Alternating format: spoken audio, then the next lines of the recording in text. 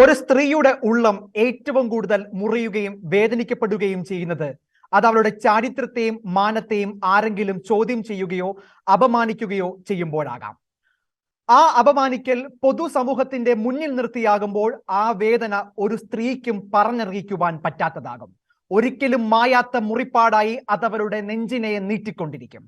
അത്തരമൊരു ചിതയിലേക്കാണ് സിസ്റ്റർ സെഫി എന്ന കന്യാസ്ത്രീയെ 2008 CBIയുടെ അന്വേഷണ സംഘത്തിലെ ചില ഉദ്യോഗസ്ഥർ നയിച്ചത്. സിസ്റ്റർ അഭയ കേസിൽ തങ്ങൾ രൂപപ്പെടുത്തിയ തിരക്കഥയ്ക്ക് അനുസരിച്ചുള്ള തെളിവുകൾ ഉണ്ടാക്കിയെടുക്കാനുള്ള അറ്റകൈ പ്രയോഗമായിരുന്നു സിസ്റ്റർ സെഫിയിൽ നടത്തിയ കന്യാത്ത പരിശോധന. ചുറ്റും ഇരമ്പി തെറിച്ചുകൂട്ടിയ ജനക്കൂട്ടം, കേട്ടാൽ അറയ്ക്കുന്ന അസഭ്യങ്ങളും പരിഹാസങ്ങളും, നാവു നീട്ടി കിതയ്ക്കുന്ന ചാനൽ ക്യാമറകൾ, കള്ളക്കഥ മേനന് ഹീറോ ആയി ചമയുന്ന അന്വേഷണ ഉദ്യോഗസ്ഥർ, വിഷം തുപ്പുന്ന ന്യൂസ് അവർ വിധികർത്താക്കൾ, കത്തോലിക്ക സഭയെ കരിവാരിത്തേക്കാൻ അവസരം കാത്തിരിക്കുന്ന സാംസ്കാരിക നായകർ. ഇതിനെല്ലാം ഇടയിലൂടെ ആ സ്ത്രീ ആനയിക്കപ്പെട്ടു. ഉള്ളിൽ ഒരു സങ്കടക്കടൽ തിരയടിച്ചു കയറുമ്പോഴും നിസ്സഹായതയോടെ സ്വീകരിക്കുന്ന തീരം പോലെ ആ മുഖം ശാന്തമായിരുന്നു. നെഞ്ചോട് ചേർത്തു പിടിച്ച ഒരു ജപമാല മാത്രമായിരുന്നു അവരുടെ കരുത്ത്. സിസ്റ്റർ അഭയ കേസിൽ സിസ്റ്റർ സെഫിയുടെ കന്യാത്ത പരിശോധന നടത്തിയത് നിയമവിരുദ്ധമെന്ന് ഡൽഹി ഹൈക്കോടതി വ്യക്തമാക്കിയത് കഴിഞ്ഞ ദിവസമാണ്. CBI നടത്തിയ കന്യാത്ത പരിശോധനയ്ക്കെതിരെ 2009 സിസ്റ്റർ സെഫി നൽകിയ ഹർജിയിലാണ് ഡൽഹി ഹൈക്കോടതി ജസ്റ്റിസ് സ്വർണകാന്ത് ശർമ്മയുടെ ഈ വിധി. സിസ്റ്റർ സെഫിയുടെ മാത്രമല്ല, രാജ്യത്തെ മുഴുവൻ സ്ത്രീകളുടെയും അന്തസ്സുയർന്ന തരത്തിലുള്ള പരാമർശം ഹൈക്കോടതി നടത്തിയിട്ടും നമ്മുടെ മാധ്യമങ്ങൾക്ക് മിണ്ടാട്ടമില്ല, സാംസ്കാരിക നായകരുടെ ശബ്ദമില്ല. കഴിഞ്ഞ 2 പതിറ്റാണ്ടായി ജീവപര്യന്തമെന്ന നിലയിൽ ഇത്രയധികം അപമാനിക്കപ്പെട്ട ഒരു സ്ത്രീ ഈ ഭൂലോകത്തിൽ ഉണ്ടാകുമോ? അന്വേഷണ ഏജൻസിയുടെ നുണക്കഥകൾക്ക് തിരശീല വീഴുന്ന ഈ നിമിഷമെങ്കിലും കേരളം സിസ്റ്റർ സെഫിയുടെ കാലിൽ മുട്ടിൽ നിന്ന് കണ്ണീർ ഒപ്പിയെടുത്ത് മാപ്പ് പറയേണ്ടതല്ലേ?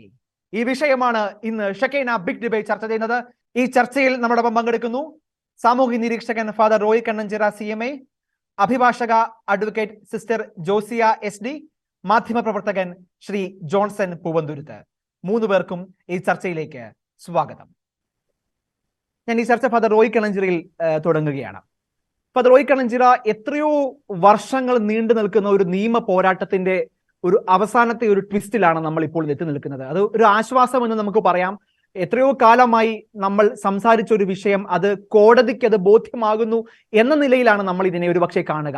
എന്നാൽ അങ്ങനെ മാത്രം കണ്ടാൽ മതിയോ? ഇത്ര കാലങ്ങൾ, എത്രയോ വർഷങ്ങളായി ഒരു സ്ത്രീ മറ്റ് ചരിത്രത്തിൽ ഒന്നും നമ്മൾ കാണാത്ത വിധം അപമാനിക്കപ്പെടുകയും മുറിപ്പെടുക്കുകയൊക്കെ ചെയ്ത ഈ ഒരു സാഹചര്യം എങ്ങനെയാണ് ഈ ഒരു യാത്രയെ നോക്കിക്കാണുന്നത്? ഒപ്പം കോടതി വിധി വന്നിരിക്കുന്ന ഈ ഒരു ഘട്ടത്തിൽ എന്താണ് അങ്ങയുടെ ആദ്യ പ്രതികരണം?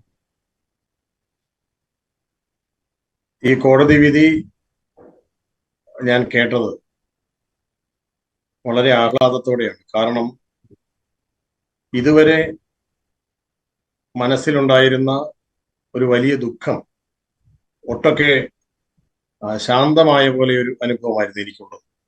ഇത് എൻ്റെ മാത്രം ഒരു അനുഭവമാണെന്ന് ഞാൻ കരുതുന്നു. കത്തോലിക്ക സഭയിൽ സമർപ്പിത ജീവിതത്തിനായി കടന്നു വന്നു ആ ഒരു ജീവിതം നയിക്കുവാൻ പരിശ്രമിക്കുന്ന ഓരോ സമർപ്പിതയ്ക്കും, ഓരോ സന്യാസിനിക്കും ഈ ഒരു വിധി ഒരു വലിയ പ്രാർത്ഥനാ നിയോഗത്തിന്റെ പരിസമാപ്തി പോലെ അനുഭവിച്ചിട്ടുണ്ടാവും എന്നാണ് ഞാൻ മനസ്സിലാക്കുന്നത്. യഥാർത്ഥത്തിൽ 2009 കൊടുത്ത ഒരു പെറ്റീഷന് ആണ് 2023 വിധി വരുന്നത് എന്ന് മനസ്സിലാക്കണം. ഏകദേശം 10-15 വർഷക്കാലം ഒരു സ്ത്രീ അനുഭവിച്ച മാനസിക സംഘർഷങ്ങൾ എന്ന് പറയുന്നത് എണ്ണിയാൽ തീരാത്ത ഒരു അനുഭവമാണ്. ഞാൻ അതിശയത്തോടുകൂടി ഓർത്തിട്ടുണ്ട്, എങ്ങനെയാണ് ഈ സഹോദരി ഈ പൊതുസമൂഹത്തിന്റെ ഏറ്റവും വികൃതമായ ആക്ഷേപ ശൈലിയിലുള്ള പ്രതികരണങ്ങൾ മാധ്യമങ്ങൾ വാശിയോടെ വാരിക്കോരി എറിയുകയായിരുന്നു.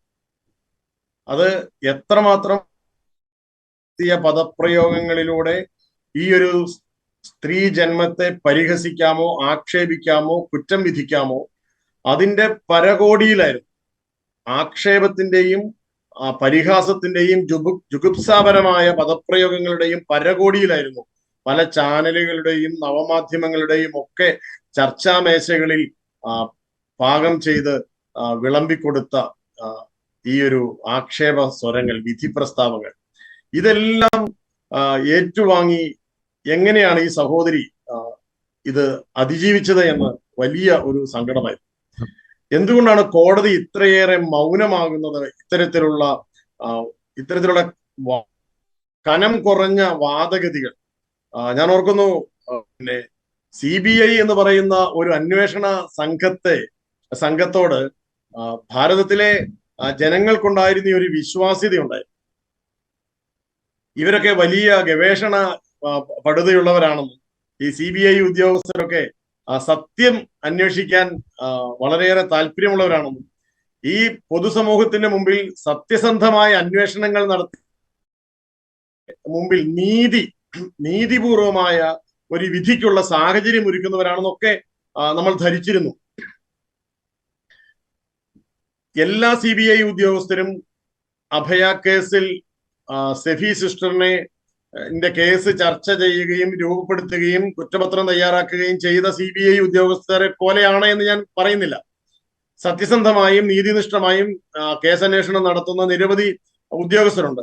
എന്നാൽ CBI എന്നുള്ള പേരിനകത്ത് നിന്നുകൊണ്ട് തന്നെയാണ് ഇത്തരത്തിൽ ഒരു LKG കൊച്ചിന് പോലും മൂക്കത്ത് വിരൽ വെക്കാൻ തോന്നുന്ന രീതിയിൽ ആക്ഷേപകരമായ വിധി പ്രസ്താവങ്ങൾ നടത്തുകയും അങ്ങനെ ആ ന്യായങ്ങളുടെ പേരിൽ ഒരു അടയ്ക്ക രാജു എന്ന് പറയുന്ന ഒരു പെരുങ്കള്ളൻ 10-30 വർഷങ്ങൾക്ക് മുൻപ് ഏതോ ഒരു തെങ്ങിന്റെ മുകളിൽ കയറിയിരുന്ന് കണ്ടു എന്ന് അങ്ങ് പറഞ്ഞതിനെ അത് കേൾക്കാൻ കാത്തിരുന്നത് കാത്തിരുന്ന് ആ വിധി എഴുതി വെച്ച് അതിന്റെ പേരിൽ വിധി പ്രസ്താവന നടത്തി ജീവപര്യന്തം തടവിന് വിധിക്കുന്ന ഒരവസ്ഥ, അത് ഈ കേരളത്തിൽ ഇത് നടക്കുമ്പോൾ അത്തരത്തിലൊരു വിധി പ്രസ്താവിച്ച ഈ ജഡ്ജിയെയും ഈ നിയമപാലകരെയും അന്വേഷകരെയും ഒക്കെ വാഴ്ത്തി സ്തുതിച്ച് ചാനൽ ചർച്ചകളിലും നവമാധ്യമ മേശകളിലുമൊക്കെ ടേബിൾ TVകളുടെയൊക്കെ മേശകളിലൊക്കെ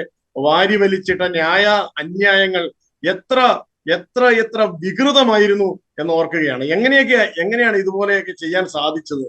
അപ്പോൾ ഇത്തരത്തിലുള്ള ഒരു അനുവാദമില്ലാതെയാണ് ഒരു സ്ത്രീയുടെ വ്യക്തിത്വത്തിന്റെ, ഇന്ന് നമ്മുടെ ഈ പാനലിൽ അംഗമായ ജോൺസൺ കോവുന്തുരുത്ത് സാറ് ദീപിക പത്രത്തിൽ എഴുതിയതുപോലെ ഒരു സ്ത്രീയുടെ അഭിമാനത്തിന്റെ അടിസ്ഥാന കാരണങ്ങളിൽ ഒന്നിനെ ആക്ഷേപങ്ങൾ കൊണ്ട് വെട്ടിമുറിക്കുന്നത് കണ്ടിട്ടും ആർത്തട്ടഹസിക്കാൻ മാത്രമുള്ള ഒരു രാക്ഷസഭാവം എങ്ങനെയാണ് ഈ മാധ്യമങ്ങൾ കൈവരിക്കുന്നത്? എന്താണ് ഇവരെ നയിക്കുന്നത് എന്ന് അതിശയിച്ചിരുന്ന സമയത്താണ് ഇത്തരത്തിലുള്ള ഒരു വിധി കടന്നു വരുന്നത്. ഞാൻ ഓർക്കുന്നുണ്ട്, ഈ സിസ്റ്റർ സെഫിയെ ജീവപര്യന്തം തടവിന് വിധിച്ചപ്പോൾ എത്രയോ വൻ പ്രാധാന്യത്തോടു കൂടിയാണ് നമ്മുടെ കേരളത്തിലെ മാധ്യമങ്ങൾ ഒന്നാം പേജിൽ ഈ വാർത്ത കൊടുത്തത്. ഈ വിധി വന്നു കഴിഞ്ഞപ്പോൾ ഒന്നാം പേജുകളൊക്കെ ഇല്ലാതെയായി പോയോ എന്ന് ഞാൻ സംശയിച്ചിട്ടുണ്ട്. കാരണം ഒരു മീഡിയയ്ക്കും ഇത് കൊടുക്കരുത് എന്ന് ആഗ്രഹിച്ചിട്ട് കൊടുക്കുന്ന വാർത്ത പോലെയാണ് പല മീഡിയകളും ഈ വാർത്ത കൊടുത്തത്. അതും വളരെ ചുരുങ്ങിയ കാര്യങ്ങളിലാണ് അവതരിപ്പിച്ചത്. വായിക്കുന്ന ആർക്കും ഒരു തെറ്റിദ്ധാരണ ഉണ്ടാകാത്ത രീതിയിൽ ഇത് കോടതിയുടെ ഈ ഒരു നടപടിയെ ഞാൻ അങ്ങേയറ്റം പ്രശംസിക്കുന്നു. സത്യം തെളിയട്ടെ എന്ന് ആഗ്രഹിക്കുന്നു. ഒരു വ്യക്തിക്കും ഇതുപോലെയുള്ള ഒരു ദുരന്തം ഉണ്ടാകരുതേ എന്ന് പ്രാർത്ഥിക്കുന്നു.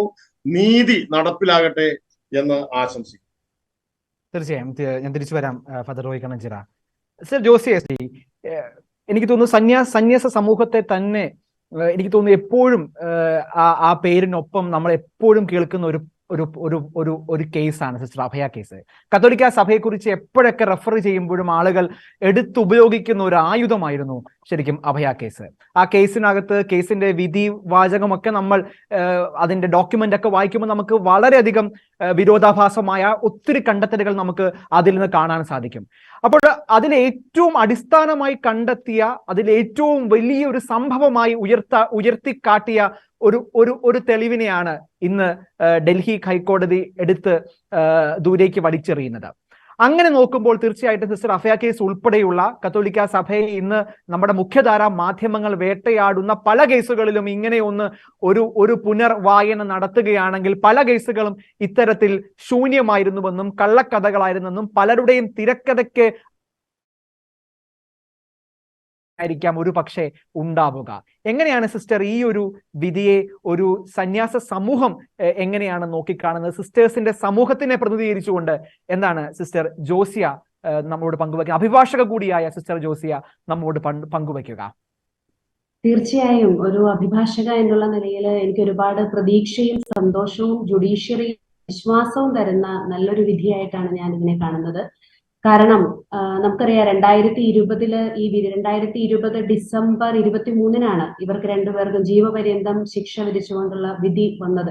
ആ വന്ന സമയത്ത് സംഭവിച്ച കാര്യങ്ങളെല്ലാം ബഹുമാനപ്പെട്ട റോയേച്ചൻ ഇപ്പൊ ഇവിടെ വിവരിക്കുകയുണ്ടായി.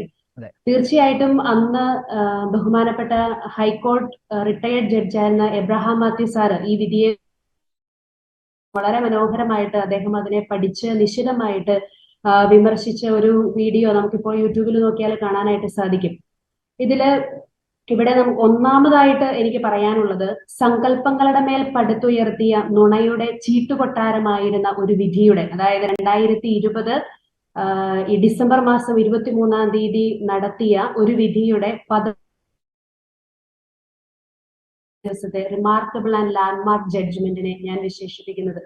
അതിന് കാരണം അത്രമേൽ മനസാക്ഷിക്ക് നിരക്കാത്തതും അതിക്രൂരവും സംസ്കാരശൂന്യവുമായ ഒരു സംഭവത്തിനാണ് 2008 നവംബർ 25 കേരളം സാക്ഷ്യം വഹിച്ചത്. വളരെ ചുരുക്കമായിട്ട് കേസിന്റെ നാൾവഴി ഞാനൊന്ന് പറയാം. നമുക്ക് 1992 മാർച്ച് 7 നമുക്കൊക്കെ അറിയാവുന്ന പോലെ ഇന്നും നമ്മുടെ മനസ്സിന് നീറ്റലായി സിസ്റ്റർ അഭയയുടെ അസ്വാഭാവിക മരണം സംഭവിക്കുന്നത്. അതിനുശേഷം ഏപ്രിൽ 14 കേസ് ക്രൈംബ്രാഞ്ച് ഏറ്റെടുത്തു. 1993 ജനുവരിയിൽ അഭയയുടെ മരണം ആത്മഹത്യയാണെന്ന് ക്രൈംബ്രാഞ്ച് റിപ്പോർട്ട് കൊടുത്തു. അപ്പോഴേക്കും ജോമോൻ പുത്തമ്പുര എന്ന് പറയുന്ന ഒരു സെൽഫ് പ്രൊക്ലൈംഡ് സോഷ്യൽ വർക്കർ ഈ ഒരു ആക്ഷൻ കൗൺസിൽ രൂപീകരിച്ചു. ക്രൈംബ്രാഞ്ച് അതിനുശേഷം കോടതി അത് പറഞ്ഞു, CBI കേസ് ഏറ്റെടുക്കണമെന്ന് പറഞ്ഞു. പിന്നെ ക്രൈംബ്രാഞ്ച് റിപ്പോർട്ട് തള്ളിക്കൊണ്ട് CBI അന്വേഷണം നടത്തിയ ശേഷം അവര് 3 തവണ കോടതിയോട് ആവശ്യപ്പെട്ടു ഈ കേസ് തള്ളിക്കളയണം, എഴുതി തള്ളണമെന്ന്. പക്ഷെ കോടതി അത് അംഗീകരിക്കുന്നില്ല. പിന്നീട് പ്രതിരോധത്തിലായ CBI കൃത്രിമമായി ഉണ്ടാക്കിയ കേസും കളവായി ഉണ്ടാക്കിയ തെളിവും വെച്ച്, ഇതെന്റെ വാക്കുകളല്ല, ബഹുമാനപ്പെട്ട റിട്ടയർഡ് ജഡ്ജ് എബ്രഹാം മാത്യു സാറിന്റെ വാക്കുകളാണ്. അതായത് കൃത്രിമമായി ഉണ്ടാക്കിയ കേസ്, കളവായി ഉണ്ടാക്കിയ വിധി, തെറ്റായ വിധിവാക്യം. ഇത് തന്നെയാണ് അദ്ദേഹം പറഞ്ഞിരിക്കുന്നത്. ഇങ്ങനെയുള്ള തെറ്റായി ഉണ്ടാക്കിയ കളവും വെച്ച് തെളിവും വെച്ച് 2008 നവംബർ 18 2 വൈദികരെയും തൊട്ടടുത്ത ദിവസം, നമുക്കറിയാം അതുവരെ ഈ ഒരു ചിത്രത്തിലേ ഇല്ലായിരുന്നു ഇവർ 3 പേരും ഇങ്ങനെ ഒരു കേസിലെ പുറത്തേക്ക് വന്നിട്ടേ ഉണ്ടായില്ല, ഇങ്ങനെ ഒരു അലിഗേഷൻ ഇവർക്കെതിരെ ഇല്ലായിരുന്നു. അപ്പോഴാണ് ഈ ഒരു 2008 നവംബർ 18 വളരെ നാടകീയമായിട്ട് ഇവരെ രണ്ടുപേരെയും 2 വൈദികരെ ആദ്യം അറസ്റ്റ് ചെയ്തു. അതിനുശേഷം തൊട്ടടുത്ത ദിവസം സിസ്റ്റർ സെഫിയെയും ആഘോഷപൂർവ്വം തന്നെ അറസ്റ്റ് ചെയ്യുകയുണ്ടായി. പിന്നീട് നമുക്കറിയാം കഥയുണ്ടാക്കിയ മാത്രം പോരല്ലോ, അതിന് കൃത്യമായിട്ട് കഥയ്ക്കിണങ്ങുന്ന ഒരു സാഹചര്യവും കൂടി തീർച്ചയായിട്ടും സൃഷ്ടിക്കപ്പെടേണ്ടതുണ്ട്. 1992 മുതൽ 2008 വരെ ചിത്രത്തിലില്ലാതിരുന്ന ഈ 2 വൈദികരെയും ഒരു കന്യാസ്ത്രീയെയും ചേർത്ത് മഞ്ഞ പത്രക്കാർക്കും മഞ്ഞ മീഡിയക്കാർക്കും, നിങ്ങളെ മീഡിയക്കാർ എന്നോട് ക്ഷമിക്കണം, ഞാൻ അങ്ങനെ തന്നെ വിശേഷിപ്പിക്കുകയാണ്, കാരണം അത്രയധികം തീർച്ചയായിട്ടും നിങ്ങളോട് നന്ദിയുണ്ട്. കാരണം ബഹുമാനപ്പെട്ട അച്ഛൻ സൂചിപ്പിച്ചതുപോലെ ഇന്ന് ഞാൻ ഈ കഴിഞ്ഞ 2 ദിവസത്തെ പത്രം എടുത്ത് നോക്കുമായിരുന്നു. അതിനകത്ത് ഇന്നലെ ഈ വാർത്ത ദീപിക 1-ാം പേജിൽ പ്രസിദ്ധീകരിച്ചപ്പോ മനോരമ പത്രത്തിന്റെ 10-ാം പേജില് ഒരു ചെറിയ കോളത്തില്, അവസാന ഭാഗത്ത് ഒരു ചെറിയ കോളത്തിലാണ് ഈ വാർത്ത തീർച്ചയായിട്ടും. അതുപോലെ ഇന്നത്തെ പത്രത്തില് മനോരമ പത്രത്തിന്റെ 1-ാം പേജിൽ കണ്ട ഒരു വാർത്തയാണ് പശുവിനെ ഉമ്മം വെച്ചുകൊണ്ട് ഫെബ്രുവരി 14 ആഘോഷിക്കണം എന്നുള്ള വാർത്ത. നമ്മള് പ്രവർത്തനം എത്രമാത്രം വികലമാണെന്നുള്ളതിന്റെ ഏറ്റവും വലിയ ഉദാഹരണമാണ്. അതിനുശേഷം ഈ ഒരു ഇവരെല്ലാവരും കൂടി ചേർന്ന് നന്നായി എല്ലാം വളരെ നന്നായിട്ട് ചെയ്യാൻ പാകത്തിന് CBI മെനഞ്ഞ ഒരു കെട്ടുകഥയാണ് ഒരു കന്യാസ്ത്രീയുടെയും 2 വൈദികരുടെയും അവിഹിത കഥ. ഈ അന്നത്തെ ഫോറൻസിക് സർജൻ ആൻഡ് പോലീസ് സർജനും അതേ മെഡിക്കൽ കോളേജിലെ തന്നെ ഗൈനക്കോളജിസ്റ്റുമായ 2 സ്ത്രീകൾ ചേർന്ന് മറ്റൊരു നിസ്സഹായ സ്ത്രീക്കെതിരെ നൽകിയ അധാർമികവും ഭരണഘടനാ വിരുദ്ധവും അജ്ഞത നിറഞ്ഞതും ആധികാരികത തൊട്ടു തീണ്ടിയിട്ടില്ലാത്തതുമായ റിപ്പോർട്ടിന്റെ ആകത്തുകയാണ് ഹൈമെനോപ്ലാസ്റ്റി എന്ന കണ്ടുപിടുത്തത്തിലേക്ക് നയിച്ച unconstitutional and immoral virginity test. ഇതാണ് എനിക്ക് ഒറ്റ വാക്കിൽ പറയാനുള്ളത്. പിന്നീട് ഈ ഒരു വെർജിനിറ്റി ടെസ്റ്റ് ഞാൻ എന്തുകൊണ്ട് അതിനെ ഇത്ര നിശിതമായിട്ട് വിമർശിച്ചു എന്നുള്ളത് നമുക്ക് അതിലേക്ക് ഡീറ്റെയിൽഡ് ആയിട്ട് പറയാനായിട്ട് സാധിക്കുന്നതാണ്. തീർച്ചയായും. അതായത് ഒരു CBIയുടെ അല്ലെങ്കിൽ രാജ്യത്തിന്റെ അന്വേഷണ ഏജൻസി ഉണ്ടാക്കിയ ഒരു കള്ളക്കഥ, അത് ആ ചീട്ട് കൊട്ടാരം ഇവിടെ പൊളിഞ്ഞു വീഴുകയാണ് എന്നാണ് സിസ്റ്ററിന് പറഞ്ഞതിന്റെ സാരാംശം, അല്ലെ? തീർച്ചയായിട്ടും. വീഴുന്നതിന്റെ തുടക്കമാണ്. എനിക്ക് തോന്നുന്നു അടുത്ത ഘട്ടത്തിൽ നമുക്ക് ഇതിന്റെ ശാസ്ത്രീയ വശങ്ങൾ, അതിന്റെ നിയമവശങ്ങൾ നമ്മൾ ചർച്ച ചെയ്യും. ശ്രീ ജോൺസൺ പൂവന്തുരുത്ത്, ഈ ചർച്ച നമ്മൾ തുടങ്ങുമ്പോൾ തന്നെ ഏറ്റവും കൂടുതൽ റെഫർ ചെയ്യപ്പെട്ടത് അങ്ങയുടെ ഇന്നത്തെ ദീപികയിലുള്ള ലേഖനം കൂടിയാണ്. ഈ വിഷയത്തെ അത്ര കാലമായി പിന്തുടരുന്ന ഒരു വ്യക്തി നിലയിൽ മാധ്യമങ്ങൾ ഈ വിഷയത്തെ നേരിട്ട രീതി സിസ്റ്റർ ജോസിയ ചോദിച്ച അതേ ചിന്തയിൽ തന്നെയാണ് എനിക്കും ചോദിക്കാനുള്ളത്. ഒന്ന് ആലോചിച്ച് നോക്കൂ ശ്രീ ജോൺസൺ, സിസ്റ്റർ ഷെഫിയുമായി ബന്ധപ്പെട്ട് അല്ലെങ്കിൽ അഭയ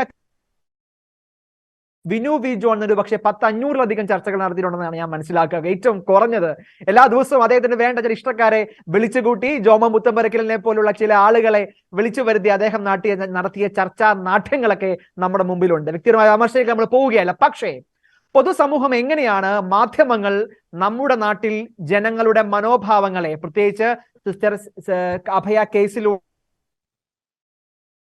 നിർമ്മിതിയിൽ ഇത്തരം കോട്ടിട്ട തമ്പുരാക്കന്മാർ നടത്തിയ ചില ഇടപെടലുകൾ, അത് മലയാളത്തിലെ മാധ്യമ ചരിത്രത്തിലെ തന്നെ ഏറ്റവും മോശം അധ്യായം എന്ന് വിളിക്കാനാണ് എനിക്ക് ആഗ്രഹം.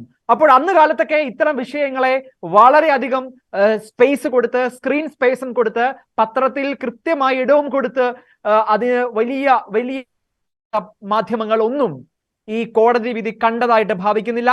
മലയാളത്തിൽ ഒരു ചാനലിലും ഇത് ന്യൂസ് അവർ ചർച്ചയല്ല, പ്രൈം ടൈമിൽ പോലും ഇതൊരു വാർത്തയായി പോലും വരുന്നത് നമ്മൾ കണ്ടില്ല. എങ്ങനെയാണ് മലയാളത്തിലെ മാധ്യമങ്ങളുടെ ഈ വൈരുദ്ധ്യത്തെ, ഈ ഒളിച്ചുകളിയെ, ഈ ഒരു നിലപാടിലെ ഇരട്ടത്താപ്പിനെ എങ്ങനെയാണ് ഒരു മാധ്യമ പ്രവർത്തകൻ എന്ന നിലയിൽ ശ്രീ ജോൺസൺ അങ്ങ് വിലയിരുത്തുക? എനിക്ക് തോന്നുന്നത് ഇത് അഭിഭാഷകയായ നമ്മുടെ ബഹുമാനപ്പെട്ട സിസ്റ്റർ നേരത്തെ പറഞ്ഞതുപോലെ നിരവധി CBI സംഘങ്ങൾ ഈ കേസിനെ കുറിച്ച് പലവട്ടം അന്വേഷണം നടത്തി തെളിവില്ല എന്നുള്ള കാരണത്താൽ കേസ് മടക്കാൻ പലവട്ടം കോടതിയിൽ അപേക്ഷ കൊടുക്കുകയും അന്വേഷണം നിർത്തിവെക്കുകയും ഒക്കെ ചെയ്ത സംഭവങ്ങളുണ്ട്. അതിന്റെ അവസാന ഘട്ടത്തിലാണ് കോടതിയിൽ നിന്ന് രൂക്ഷമായ വിമർശനം വന്നതിനെ തുടർന്ന് നന്ദകുമാരൻ നായരുടെ നേതൃത്വത്തിലുള്ള രംഗപ്രവേശം ചെയ്യുകയും അവർ അന്വേഷണ തലപ്പത്തെത്തി 18-ാം ദിവസം ഈ പ്രതികളെന്ന് നിശ്ചയിച്ചുകൊണ്ട് ഇവരെ 3 പേരെയും അറസ്റ്റ് ചെയ്യുകയാണ് ഉണ്ടായത്. പക്ഷെ അതിനു മുമ്പ് ഈ CBI സംഘം സ്വീകരിച്ച ഒരു തന്ത്രപരമായ നീക്കമുണ്ട്. അറസ്റ്റ് ചെയ്യുന്നതിന്റെ തലേ ദിവസം മാതൃഭൂമി പത്രത്തിന്റെ പ്രധാന ഇവരെ അറസ്റ്റ് ചെയ്യാൻ പോകുന്നു എന്നുള്ളതായിരുന്നു. അത് കൃത്യമായിട്ട് ഈ മാധ്യമങ്ങളെ ഉപയോഗിച്ച് ആദ്യ സമൂഹത്തിലെ വലിയ ൂളിളക്കങ്ങളും ഈ കേസ് സംബന്ധിച്ചുള്ള പുകമറകളൊക്കെ സൃഷ്ടിക്കുകയും അതിന്റെ മറവിൽ ഇവരെ അറസ്റ്റ് ചെയ്യുക എന്നുള്ള തന്ത്രത്തിന്റെ ഭാഗമായിട്ടാണ് CBI ആ വിവരം മാധ്യമങ്ങൾക്ക് കൊടുത്തത് എന്ന് വേണം നമ്മൾ മനസ്സിലാക്കാൻ. ഈ പത്രങ്ങളിൽ പ്രധാന വാർത്ത ഇത് പ്രസിദ്ധീകരിച്ചു, അതിനോടുള്ള സമൂഹത്തിന്റെ പ്രതികരണം എങ്ങനെയാണെന്ന് നോക്കി, സഭയുടെ പ്രതികരണം എങ്ങനെയാണെന്ന് നോക്കി, ഇങ്ങനെയുള്ള വിഷയങ്ങളിൽ സഭയൊക്കെ പലപ്പോഴും നിയമത്തിന്റെ വഴിക്ക് പോകട്ടെ എന്ന് കരുതി കാത്തിരിക്കുന്ന രീതിയാണ് സഭയ്ക്ക് പലപ്പോഴും ഉള്ളത്. അല്ലെങ്കിൽ കേസ് അട്ടിമറിക്കാനോ അല്ലെങ്കിൽ കേസിൽ ഇടപെടാനോ ചാടി ഇറങ്ങി സമരം നടത്താനോ നടക്കുന്ന രീതികളൊന്നും സഭയുടെ ഭാഗത്ത് നിന്ന് സാധാരണ സഭയുടെ ചരിത്രത്തിൽ ഇല്ലാത്ത സംഭവങ്ങളാണ്. അതുകൊണ്ട് തന്നെ മാധ്യമങ്ങളിലൂടെ ഈ വാർത്തയ്ക്ക് കഴിവതും വലിയ പ്രചാരം കൊടുത്തതിന് ശേഷമാണ് ഇവരെ CBI അറസ്റ്റ് ചെയ്തത്. അതിനുശേഷം തുടർച്ചയായിട്ട് മാധ്യമങ്ങളിലൂടെ കഥകൾ ഇങ്ങനെ പ്രസിദ്ധീകരിച്ചുകൊണ്ടിരിക്കുകയാണ്. വളരെ കുറ്റബോധത്തോടെയാണ് ഒരു മാധ്യമ പ്രവർത്തകൻ എന്ന നിലയിൽ ഈ കേസിനെ മാധ്യമങ്ങൾ കൈകാര്യം ചെയ്ത രീതിയെ ഞാൻ വിലയിരുത്തുന്നത്. കാരണം ഇന്ത്യയിൽ തന്നെ ഏറ്റവും കൂടുതൽ മാധ്യമ വിചാരണയ്ക്ക് ഇരയായി മാറിയ 3 വ്യക്തികളാണ് അഭയ കേസിൽ പ്രതികളാക്കപ്പെട്ട ഈ 2 വൈദികരും ഒരു സന്യാസിനിയും എന്ന് നിസ്സംശയം പറയാം. ഇത്രത്തോളം അവരുടെ വ്യക്തി ജീവിതത്തെയും ഒക്കെ വലിച്ചു കീറി മാധ്യമങ്ങള് ഓപ്പറേഷൻ നടത്തി മാധ്യമ മേശകളിൽ വിളമ്പിയ ഇതിനു മുമ്പ് ഒരു സംഭവം ഉണ്ടായിട്ടില്ല. അതിനുശേഷവും അത്രത്തോളം വലിയ ശക്തമായ ഇതൊന്നും രണ്ട് ദിവസമല്ല, മാസങ്ങളോളം നീണ്ടു നിന്ന വലിയ മാധ്യമ വേട്ടയായിരുന്നു. ശരിക്കും മാധ്യമങ്ങളുടെ വേട്ടയായിരുന്നു.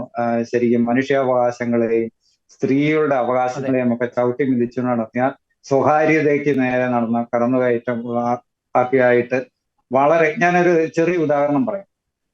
നമ്മുടെ പ്രതികള് കോട്ടൂരച്ഛന് നമ്മുടെ കോളേജിലെ സൈക്കോളജിയുടെ പ്രൊഫസറായിരുന്നല്ലോ. അപ്പൊ അദ്ദേഹത്തിന്റെ മുറിയിൽ നിന്ന് സൈക്കോളജിയുടെ ആയിട്ട് അദ്ദേഹത്തെ മുറിയിലെ പോലീസ് CBI സംഘം പരിശോധിച്ചപ്പോഴത്തേക്ക് ചില പുസ്തകങ്ങളൊക്കെ കിട്ടി. അത് സ്വാഭാവികമായിട്ട് സൈക്കോളജിയൊക്കെ ആയിട്ട് ബന്ധപ്പെട്ട പുസ്തകങ്ങളൊക്കെയാണ്. പക്ഷെ അതിനെക്കുറിച്ച് ചില മാധ്യമങ്ങൾ പിറ്റേ ദിവസം എഴുതിയത് അശ്ലീല പുസ്തകങ്ങൾ അദ്ദേഹത്തിന്റെ മുറിയിൽ നിന്ന് പിടിച്ച് നികൃഷ്ടമായ രീതിയിലാണ് അത് മാത്രമാണ് ജോൺസൺ, നാർക്കോ അനാലിസിസിന്റെ വീഡിയോ നമ്മുടെ മുമ്പിൽ ഉണ്ടല്ലോ. ഇന്ത്യ വിഷൻ എന്നുള്ള ചാനൽ അല്ലെങ്കിൽ നമ്മൾ ഇപ്പോൾ കൊട്ടിഘോഷിക്കുന്ന പല മാധ്യമ പ്രവർത്തകരും ഈ അധമ വായനയെ ചാനലുകളിലൂടെ എത്ര മോശമായ രീതിയിലാണ് അതിന് വ്യാഖ്യാനങ്ങൾ ഉണ്ടാക്കിയത്, അത് ടെലികാസ്റ്റ് ചെയ്തത്. ഇന്ത്യയുടെ മാധ്യമ ചരിത്രത്തിൽ എനിക്ക് അത്രയും കളങ്കമുള്ള ഒരു പ്രക്ഷേപണം പോലും ഒരുപക്ഷെ നടന്നിട്ടുണ്ടാകത്തില്ല. അതിൽ വലിയ വൻപ് പറഞ്ഞ ആളുകളൊക്കെ ഇന്ന് മലയാളത്തിലെ മുഖ്യധാര ചാനലിന്റെ തലപ്പത്തിരിക്കുന്നുകൊണ്ട് ഇപ്പോൾ അവർ ആദർശം വിളമ്പുന്നുണ്ടെന്നതാണ് മറ്റൊരു യാഥാർത്ഥ്യം. പ്രത്യേകിച്ച് ഈ ദൃശ്യമാധ്യമത്തിലുള്ള ഏതൊരു വ്യക്തിക്കും ഒറ്റ നോട്ടത്തിൽ മനസ്സിലാക്കാൻ പറ്റുന്നതാണ്. ഈ നാർക്കോ CD-യിൽ ഉണ്ടായിരുന്ന, ആ വീഡിയോയിൽ ഉണ്ടായിരുന്ന എഡിറ്റിങ്ങുകളും മറ്റു കാര്യങ്ങളും ഒരു ചോദ്യത്തിന് മറ്റൊരു ചോദ്യത്തിന്റെ ഉത്തരം കൊണ്ടൊന്ന് കൂട്ടിക്കെട്ടിയതാണെന്ന് വളരെ എളുപ്പത്തിൽ മനസ്സിലാക്കാൻ കഴിയുന്ന കാര്യമായിരുന്നിട്ട് പോലും അവർക്ക് ആ വീഡിയോയിലെ യാതൊരു റിപ്പോർട്ടിംഗ് ആണ് ഇവർ നടത്തിയത്. ഇതിനെക്കുറിച്ച് നമ്മുടെ ജസ്റ്റിസ് ഹേമ 2009 ജനുവരി 1-ാം തീയതി ഈ കുറ്റാരോപിതരായ 3 പേർക്കും ജാമ്യം അനുവദിച്ചുകൊണ്ട് ജസ്റ്റിസ് ഹേമ പുറപ്പെടുവിച്ച ഒരു വിധിന്യായമുണ്ട്. അത് കേരളത്തിലെ എല്ലാ മാധ്യമ പ്രവർത്തകരും മനസ്സിരുത്തി വായിക്കേണ്ട ഒന്നാണ്. അതിനകത്ത് അവർ പറഞ്ഞത്, മാധ്യമങ്ങളോട് ദൈവം പൊറുക്കട്ടെ എന്നാണ് അന്ന് ജസ്റ്റിസ് ഹേമ പറഞ്ഞത്. കാരണം അത്രത്തോളം ഒരു വ്യക്തിയുടെ ഈ മാധ്യമ വിചാരണയുടെ ആഴവും അല്ലെങ്കിൽ അതിന്റെ ഭീകരഭാവവും ഒക്കെ അസുരഭാവവും ഒക്കെ വളരെ കൃത്യമായിട്ട് ജസ്റ്റിസ് ഹേമ ആ വിധിന്യായത്തിൽ വരച്ച് കാണിക്കുന്നുണ്ട്. അവർ ആ വിധി പുറപ്പെടുവിച്ചത് കൊണ്ട് മാധ്യമങ്ങൾ അവരെയും പിന്നാലെ വേട്ടയാടി. അതിനവർ പറഞ്ഞത്, പത്രങ്ങളുടെ തലക്കെട്ട് ഭയന്ന് നീതി നടത്താതിരിക്കാനാവില്ല എന്നാണ് ജസ്റ്റിസ് ഹേമ അന്ന് ആ വിധിന്യായത്തിലൂടെ പറഞ്ഞത്. അപ്പൊ മാധ്യമങ്ങളുടെ കൂട്ടുപിടിച്ചുകൊണ്ടുള്ള വലിയൊരു വേട്ടയും അതിന്റെ പിന്നാലെയുള്ള പോക്കുമാണ് മാധ്യമങ്ങൾ നടത്തിയത്. അത് അവരുടെ കച്ചവട താല്പര്യങ്ങള്, അതുപോലെ തന്നെ കത്തോലിക്ക സഭയോട് ഉണ്ടായിരുന്ന ഏതെങ്കിലുമൊക്കെ രീതിയിലുണ്ടായിരുന്ന വിദ്വേഷവും അവരെ താറടിച്ച് കാണിക്കുവാനുള്ള ശ്രമങ്ങളും, അല്ലെങ്കിൽ വൈദികരോട് സന്യസ്തരുടെയും അന്തസ്ഥിതിച്ച് കാണിക്കുവാനുള്ള ശ്രമങ്ങളും. അപ്പൊ അതിനോട് താല്പര്യമുള്ള എല്ലാവരും ഈ പക്ഷത്തേക്ക് ചേരുകയും ഇവരെ കൂട്ടായിട്ട് ആക്രമിക്കുകയുമായിരുന്നു എന്നാണ് മനസ്സിലാകുന്നത്. അതായത് ഒരുപക്ഷെ അന്വേഷണ ഏജൻസികൾക്ക് അല്ലെങ്കിൽ പോലീസ് സംവിധാനങ്ങൾക്കൊക്കെ കൃത്യമായ നിലപാടുകൾ പറയാനില്ലാതെ വരുമ്പോൾ, അല്ലെങ്കിൽ കൃത്യമായ തെളിവുകൾ അവരുടെ മുമ്പിൽ മുന്നോട്ട് വെക്കാൻ പറ്റാത്തൊരു സാഹചര്യത്തിൽ അവർ കൃത്രിമമായി മാധ്യമങ്ങളെ വിലക്കെടുത്തു. ഒരുപക്ഷെ മാധ്യമങ്ങൾക്ക് വേണ്ട രീതിയിലുള്ള പ്രത്യുപകാരങ്ങൾ ചെയ്തുകൊണ്ട് തന്നെ കൃത്യമായിട്ടുള്ള ഒരു വാർത്തകൾ ചോർത്തിക്കൊടുക്കുക, കൃത്യമായിട്ടുള്ള ഒരു വാർത്ത പ്ലാൻ ചെയ്യുക. ആ വാക്ക് തന്നെയായിരിക്കും കൃത്യമായി. വാർത്ത പ്ലാൻ ചെയ്യുന്നു, ആ പ്ലാൻ ചെയ്യുന്ന വാർത്തയെ വിശ്വസിക്കുന്ന ഒരു സമൂഹത്തെ കെട്ടിപ്പോക്കുന്നു. ആ ഒരു പുകമറയിൽ കോടതി പോലും ഈ മാധ്യമ വാർത്തയിൽ നയത്തെ ഇൻഫ്ലുവൻസ് ചെയ്തിട്ടുണ്ടാകും. അതിലേക്ക് തന്നെ ആയിരിക്കാം ഒരു പക്ഷേ ഇത് നിർമ്മിച്ചവരുടെ മുമ്പിലുണ്ടായിരുന്ന ഒരു ലക്ഷ്യവും. തീർച്ചയായും അത് തന്നെ. അതിനകത്ത് തന്നെ ജസ്റ്റിസ് ഹേമ ആ കാര്യം ചൂണ്ടിക്കാണിക്കുന്നുണ്ട്. അതായത് കോടതികളുടെ വിധിന്യായങ്ങളെ പോലും സ്വാധീനിക്കത്തക്ക രീതിയിൽ നമ്മുടെ ഇന്ന് ദീപിക എഴുതിയ ഒരു മുഖപ്രസംഗമുണ്ട്. ആ മുഖപ്രസംഗത്തിനകത്ത് ഇക്കാര്യം ചീഫ് ജസ്റ്റിസ് രമണ ചൂണ്ടിക്കാണിച്ച കാര്യം ഇക്കാര്യം പറയുന്നുണ്ട്. മാധ്യമങ്ങൾ കോടതികളുടെ വിധികളെ പോലും അട്ടിമറിക്കാൻ മാധ്യമ വിചാരണ കാരണമാകുന്നുണ്ട്. തീർച്ചയായും അദ്ദേഹം ആ കാര്യം ചൂണ്ടിക്കാണിച്ച കാര്യം ഇന്ന് ദീപികയുടെ മുഖപ്രസംഗത്തില് സൂചിപ്പിച്ചിട്ടുണ്ട്. അതുകൊണ്ട് ഈ കന്യാത്വ പരിശോധന എന്ന് പറയുന്ന നികൃഷ്ടമായ ലോക ചരിത്രത്തിൽ, ഇന്ത്യയുടെ ചരിത്രത്തില് ഒരു കുറ്റാന്വേഷണ സംഘവും ഇന്നേ വരെ സ്വീകരിച്ചിട്ടില്ലാത്ത ഒരു അന്വേഷണ രീതിയുമായിട്ട് ഈ കടന്നു വന്നപ്പോൾ അതിനെ അപ്പടി വിശ്വസിക്കുകയും അല്ലെങ്കിൽ അതിനെ അപ്പടി നിറം ചേർത്ത കഥകളും ചേർത്ത് പ്രസിദ്ധീകരിച്ച ഇവിടുത്തെ മാധ്യമങ്ങൾ ഒരിക്കൽ പോലും ഇതൊരു വ്യക്തിയുടെ സ്വകാര്യതയെക്കുറിച്ചോ മനുഷ്യാവകാശത്തെക്കുറിച്ചോ അല്ലെങ്കിൽ ഒരു സ്ത്രീയുടെ അവകാശങ്ങളെക്കുറിച്ചോ ഒരു വ്യക്തി എന്ന നിലയിലുള്ള കുറിച്ച് യാതൊരു പരിഗണനയും നൽകിയില്ല എന്നുള്ളത് വളരെ ഒരു ഇന്ത്യൻ മാധ്യമ ചരിത്രത്തിലെ വലിയൊരു ദുരന്ത സത്യമാണ് എന്നേ പറയാനുള്ളൂ. തീർച്ചയായും ഞാൻ തിരിച്ചു വരാം. അപ്പൊ റോയ് കണ്ണഞ്ചിറ, ഒന്ന് ആലോചിച്ച് നോക്കൂ, 10-15 വർഷത്തിലധികമായി ഒരു കന്യാസ്ത്രീ നീറുന്ന മനസ്സുമായി മുന്നോട്ട് പോവുകയാണ്. ഒരു ജീവപര്യന്തം എന്ന് പറഞ്ഞാൽ അത് 100% നമുക്കൊരു പക്ഷേ കോടതി വ്യവഹാരങ്ങളിലൂടെ മാധ്യമങ്ങളുടെ വിചാരണയ്ക്ക് മുമ്പിൽ പൊതുസമൂഹത്തിന്റെ മുദ്ര കുത്തപ്പെടുന്ന ആ അവസ്ഥയിലൂടെ കടന്നു പോകുന്ന ഒരു സ്ത്രീ ഒരു പക്ഷെ എങ്ങനെയായിരിക്കും ഈ ഒരു പ്രതിസന്ധിയെ ഈ ഒരു പരീക്ഷണ കാലഘട്ടത്തെ ഈ ഒരു അഗ്നിനാളങ്ങളായി പ്രതിസന്ധികൾ വന്ന ഈ കാലഘട്ടത്തെ എങ്ങനെയായിരിക്കാം ഒരു പക്ഷേ സിസ്റ്റർ അതിജീവിച്ചിട്ടുണ്ടാവുക? എന്താണ് റോയി അച്ഛൻ അങ്ങേക്ക് തോന്നുന്നത്? സന്യാസം എന്ന് പറയുന്നത് ക്രിസ്തുവിന് വേണ്ടി സമർപ്പിക്കപ്പെട്ട ജീവിതമാണ് കത്തോലിക്ക സഭയിൽ. ക്രിസ്തുവിനെ പോലെ ആവുക, യേശുവിനെ പോലെ ആവുക, യേശുവിന്റെ ജീവിത ശൈലി സ്വീകരിക്കുക, യേശുവിന്റെ മൂല്യങ്ങൾ ജീവിതത്തിൽ പകർത്താൻ പരിശ്രമിക്കുക. അങ്ങനെ ലോകത്തിനു മുമ്പിൽ ഈ ക്രിസ്തു വ്യക്തിത്വത്തിന്റെ, ഈശോയുടെ വ്യക്തിത്വത്തിന്റെ ഒരു പകർപ്പായി മാറുക, ഒരു ധനഹായായി പ്രത്യക്ഷീകരണമായി മാറുക. ഇതൊക്കെയാണ് കത്തോലിക്ക സഭയിലെ സമർപ്പിത വ്യക്തിത്വങ്ങൾ. അവരുടെ ജീവിതത്തിന്, അവരുടെ ദൈവവിളിക്ക് അർത്ഥം കാണാൻ വേണ്ടി സ്വീകരിക്കുന്ന ക്രിസ്റ്റോളജിക്കൽ ഉൾക്കാഴ്ചകൾ. ഈ ക്രിസ്തു വിജ്ഞാനീയത്തെ ജീവിതത്തിന്റെ ആഴം അളക്കാനായിട്ട് ഉപയോഗിക്കുന്ന മാനകമാക്കി മാറ്റുന്നത് ഇങ്ങനെയാണ്. സിസ്റ്റർ സെഫി ഒരു സമർപ്പിതയാണ്. സമർപ്പിത കാലത്താണ് ഇത്തരത്തിലുള്ള ഒരു ആക്ഷേപത്തിലേക്ക് വരുന്നത്.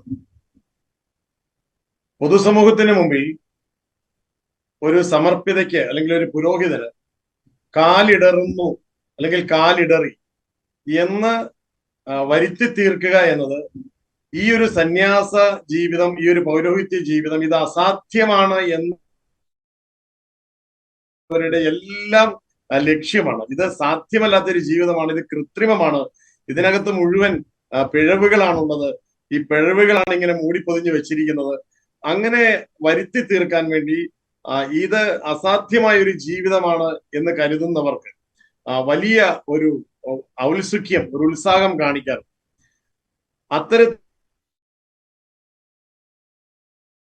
അത് തെളിയിക്കപ്പെടുന്നതിന് മുമ്പ് പൊതുസമൂഹം മുഴുവൻ കുറ്റവാളി എന്ന് വിധിക്കുകയും മാധ്യമങ്ങൾ മുഴുവൻ അത് ഏറ്റുപാടുകയും അത്തരത്തിലുള്ള മാധ്യമ വിചാരണയ്ക്ക് നീതിയുടെ ഒരു ബന്ധം പോലും ഉണ്ടാവാതിരിക്കുകയും ചെയ്യുന്ന ഒരു അന്തരീക്ഷത്തിൽ ഈ സന്യാസ സമൂഹത്തിൽ ഈ വ്യക്തി സന്യാസിനിയായി തന്നെ തുടരുന്നു എന്നത് കത്തോലിക്ക സന്യാസ സമൂഹ ജീവിതത്തിന്റെ ഒരു കെട്ടുറപ്പിന്റെ പരസ്യ സാക്ഷ്യമാണ് എന്ന് ഞാൻ വിശ്വസിക്കുക. SJC എന്ന ഒരു സന്യാസ സമൂഹത്തിലാണ് ഈ സഹോദരിക്ക് ജീവിക്കുവാൻ ദൈവം അവസരം കൊടുത്തത്. കോട്ടയം അതിരൂപതയിലെ സന്യാസ സമൂഹങ്ങളിൽ ഒന്നാണ് SJC എന്ന് നമുക്കറിയാം. സിസ്റ്റർ സെഫി ഇപ്പോഴും ഒരു സിസ്റ്ററായി ആ സഭയുടെ സഭാ വസ്ത്രം ധരിച്ചുകൊണ്ട് ഇന്നും ആ സഭയിൽ ജീവിക്കുന്നുണ്ടെങ്കിൽ ഞാൻ അതിന് ആദ്യമായിട്ട് ഒരു അഭിനന്ദനം നൽകുന്നത് ആ സഭാ സമൂഹത്തിലെ സമർപ്പിതർക്കാണ്. ഒരു സമൂഹത്തിൽ പൊതുസമൂഹം വിധി പ്രസ്താവന നടത്തി കുറ്റം ആരോപിച്ചു കഴിഞ്ഞാൽ പിന്നെ ആ സമൂഹത്തിന്റെ ഒരു പ്രതികരണം എന്ന് പറയുന്നത് പൊതുസമൂഹത്തോട് ചേർന്ന് നിന്ന് നടത്തുന്നതിനാണ് പലർക്കും താല്പര്യം. അതുകൊണ്ട് തന്നെ സമൂഹത്തിനുള്ളിൽ ജീവിക്കുമ്പോഴും പലപ്പോഴും ഒരു കുറ്റവാളിയോടെന്ന സമീപനം ഒരുപക്ഷെ ആർക്കെങ്കിലും സ്വീകരിക്കാൻ തോന്നിയാൽ അത് ചെയ്യാനുള്ള സാഹചര്യമുണ്ട് എല്ലായിടത്തും. അതുകൊണ്ട് തന്നെ പുറത്ത് ജീവിക്കുന്നതിനേക്കാൾ കൂടുതൽ ദുരന്തം പലർക്കും അകത്ത് ജീവിക്കുന്ന സാഹചര്യത്തിൽ ഉണ്ടാകാറുണ്ട്. എന്നാൽ ഈ ഒരു സന്യാസ സഭ ഞാൻ അഭിനന്ദിക്കാൻ കാരണം എനിക്ക് ഈ സഹോദരിയുമായിട്ട് നേരിട്ട് സംസാരിക്കാനുള്ള ഒരു അവസരം ജാമ്യം കിട്ടി പുറത്തു വന്നു കഴിഞ്ഞതിന് ശേഷം. അപ്പോൾ ഈ സന്യാസ സമൂഹം ഈ ഒരു സഹോദരിയോടുള്ള അവരുടെ വാച്യഭാഷയും ശരീരഭാഷയും പ്രകടിപ്പിക്കുന്നത് ഞാൻ നേരിട്ട് കണ്ടതാണ്. ക്രിസ്തുവിനോടുള്ള സ്നേഹത്തെ പ്രതി ഏത് അപമാനവും ഏത് ദുരന്തവും ഈ ക്രിസ്തു ശിഷ്യത്വത്തിന്റെ തനിമ പൂർത്തിയാകുന്നതിന്റെ വഴിയാണ് എന്ന് മനസ്സിലാക്കി അത് നിറവേറ്റാൻ വേണ്ടി അരികിൽ നിന്ന് പ്രാർത്ഥിച്ച് പ്രചോദിപ്പിച്ച് സഹായിക്കുന്ന സഹകരിക്കുന്ന സമൂഹാംഗങ്ങളെയാണ് എനിക്ക് ഈ സിസ്റ്റർ സെഫിയുടെ ഇരുവശങ്ങളിലും 4 വശങ്ങളിലും എനിക്ക് കാണാൻ കഴിഞ്ഞു. അത് ഈ സഹോദരിക്ക് ഒരു അതിജീവനത്തിന്റെ ഊർജം തീർച്ചയായിട്ടും നൽകിയിട്ടുണ്ടാവും. അത് സമൂഹത്തിന്റെ ഭാഗത്തുള്ള ഒരു പിന്തുണയാണ്.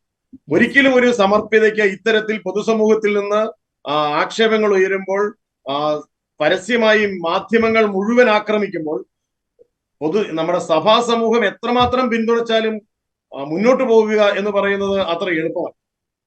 ഇവിടെ ഞാൻ സിസ്റ്റർ സെഫിയുടെ കുടുംബാംഗങ്ങളെയും മാതാപിതാക്കളെയും നന്ദിയോടെ ഓർക്കുകയാണ്. കാരണം അവരുടെ ക്രൈസ്തവ വിശ്വാസ ജീവിതത്തിന്റെ കരുത്ത് ഈ ഒരു സഹോദരിക്ക് ഈ ഒരു പ്രതിസന്ധിയെ തരണം ചെയ്തും താൻ ഏറ്റെടുത്ത ദൈവവിളി, സമർപ്പിത ജീവിതം എന്ന ദൈവവിളി, അത് കുരിശാരോഹണമാണ് നിയോഗമായി നിർണയിച്ചിരിക്കുന്നതെങ്കിൽ അത് ഏറ്റുവാങ്ങുന്നത് വരെ തുടരും ഞാൻ എന്ന് തന്നോട് തന്നെ പറഞ്ഞ് നിരന്തരം സ്വയം പ്രചോദിപ്പിച്ച് നിലനിർത്താൻ കഴിഞ്ഞിട്ടുണ്ട് എന്നുള്ളതാണ് ഇന്നും ആ സഹോദരി ഈ സഭയിൽ ഈ തിരുവസ്ത്രത്തിന്റെ അഴകായിട്ട് ജീവിച്ചിരിക്കുന്നു എന്നതിന്റെ ഉദാഹരണം. അതാണ് സത്യം. ഞാൻ ഈ സഹോദരിയോട് സംസാരിച്ചപ്പോൾ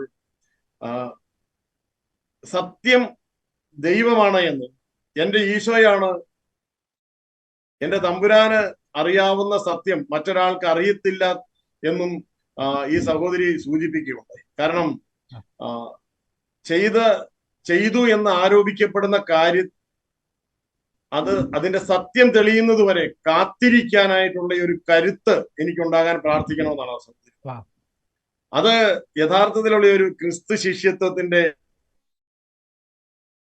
ശരിയായി ധരിച്ചാലും തെറ്റായി ധരിച്ചാലും ദൈവത്തിന് മുമ്പിൽ സ്വന്തം മനസാക്ഷി കുറ്റപ്പെടുത്താത്തവൻ ഭാഗ്യവാൻ എന്ന് വചനം പറയുന്നുണ്ട്, വിശുദ്ധ ഗ്രന്ഥം പറയുന്നുണ്ട്. സ്വന്തം മനസാക്ഷി കുറ്റപ്പെടുത്താത്തവൻ ഭാഗ്യവാൻ. അങ്ങനെ അത്തരത്തിൽ സ്വന്തം മനസാക്ഷി കുറ്റപ്പെടുത്താത്ത ഒരു വ്യക്തിക്ക് മാത്രമേ ഈ മറ്റുള്ളവർ കുറ്റപ്പെടുത്തുമ്പോൾ ആ കുറ്റപ്പെടുത്തലുകളെ അതിജീവിക്കാനുള്ള ശേഷി ഉണ്ടാവുകയുള്ളൂ എന്നതാണ് സത്യം.